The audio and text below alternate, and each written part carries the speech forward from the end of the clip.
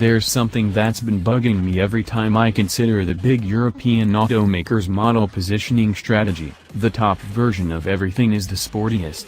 It's universal, nearly. And I'm convinced that many buyers gravitate towards these sportiest models simply because they're on the top of the heap.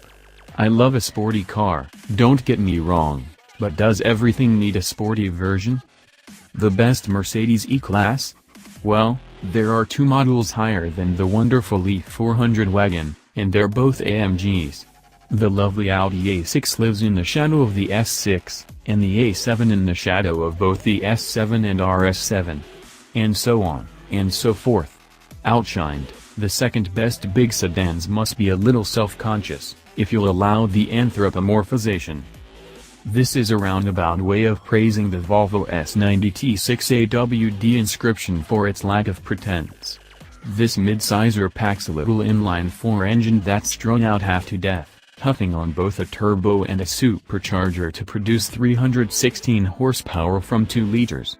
The upcoming T8 hybrid version will make more power thanks to the addition of electric motors, but there's not room to fit a larger gasoline engine under hood. Everything built on this architecture, like the XC90, uses a family of 4 cylinders with varying degrees of forced induction to achieve different power levels. And while Volvo has an AMG/M/S analog, Polestar, at the moment it hasn't built a full Volvo S90. There is, to be fair, a Polestar optimization package, basically a software tweak, coming soon that'll bump power up to 330 horsepower. And there are rumors that a real Polestar version might be on the way, perhaps combining the hybrid drivetrain with an even more triple-charged inline-4. I really wish Polestar wouldn't. The S90, freed from the option of aping the German competition, really comes into its own. I spent a week with one finished in a subtle silver blue with light leather inside, and I appreciated very much that there's no S90 Polestar to throw shade at it. This is the top S90, at least for the moment, and the car is clear about what it is and isn't.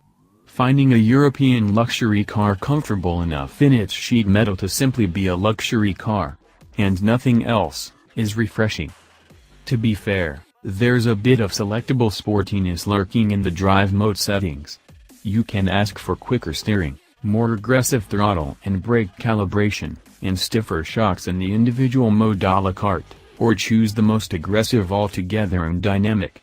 Some of this is posturing, but spend any time with the powertrain characteristics setting moved to frisky, and it's tough to go back to the sluggish comfort setting. I found I left the steering at a lower effort, the suspension set to plush, and so forth.